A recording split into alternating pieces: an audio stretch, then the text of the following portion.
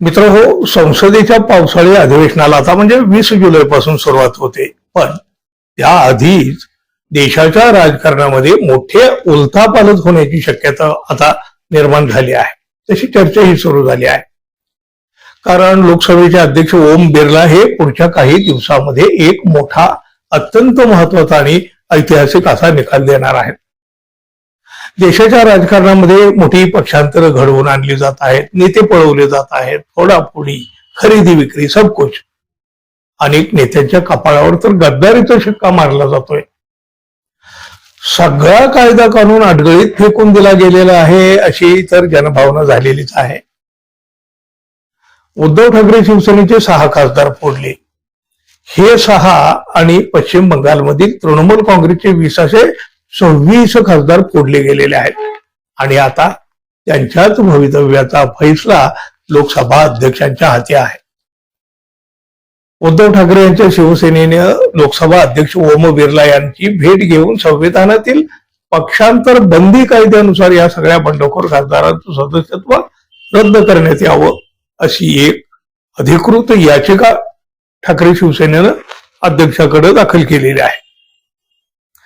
उद्धव ठाकरे शिवसेनेच्या मते नियमानुसार जर खासदारांना दुसऱ्या पक्षात विलीन व्हायचं असेल तर तसा मूळ निर्णय पक्षानं घेणं गरजेचं असतं आणि त्यानंतर त्याला 2/3 खासदारांचं समर्थन असावं लागतं.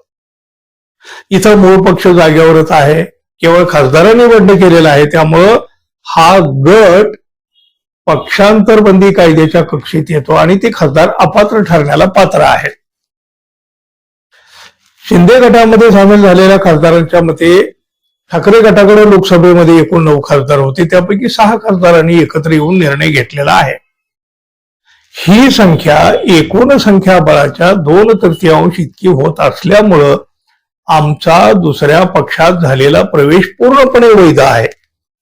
त्यामुळं आमच्यावर अपात्रतेची कारवाई होऊ शकत नाही असं या बंडखोर खासदारांचं म्हणणं आहे. भारतीय संविधानाच्या 10व्या अनुसूचीतील पक्षांतर बंदी कायद्यानुसार खासदारांच्या पात्रतेचा किंवा मग अपात्रतेचा अंतिम निर्णय घेण्याचे सर्वोच्च अधिकार लोकसभा अध्यक्षांना आहेत. त्यामुळं आता लोकसभा अध्यक्ष ओम बिर्ला या 26 खासदारांच्या बाबत नेमका काय निर्णय घेतात यावर भविष्यातील राजकीय उलथापालथ अवलंबून आहे. उद्धव ठाकरे शिवसेना आणि तृणमूल काँग्रेस यांनी केलेला दावा लोकसभा अध्यक्षांनी कायदेशीररित्या मान्य केला तर या 26 बंडखोरांना आपली खासदारकी गमवावी लागू शकते आणि हा त्यांच्यासाठी खूप मोठा धक्का असेल. शिवाय सध्या जे अनैतिक राजकारण सुरू आहे ना, त्यासाठी सुद्धा मोठी चपराक सुद्धा असेल. फुटीर खासदार आणि त्यांनी केलेला दावा हा कायदेशीररित्या परिपूर्ण नाही. आपला बचाव करण्यासाठी ते कायद्यातल्या अर्ध्याच ओळी सांगू लागलेले आहेत. पण कायद्याचे, घटनेचे अभ्यासक मात्र कायदेशीररित्या हे खासदार अपात्र ठरतात असं सांगत आहेत. पण महाराष्ट्रातले 50 आमदार फुटले तेव्हा सुद्धा घटनेचे अभ्यासक आणि कायदा सुद्धा हेच सांगत होता. विधानसभा अध्यक्षांनी दिलेला निर्णय मात्र वेगळा होता. आता लोकसभा अध्यक्ष काय निर्णय देतात हे पाहणं तितकंच महत्वाचं असणार आहे. आणि म्हणूनच देशाचं लक्ष या निर्णयाकडे लागलेलं आहे. पाहूया आता कायद्याचा नेमका अर्थ लोकसभा अध्यक्ष कसा लावतात तो, आणि मग हे 26 खासदार पात्र ठरतात की अपात्र ठरतात. काही दिवस वाट बघू. मित्रांनो, धन्यवाद.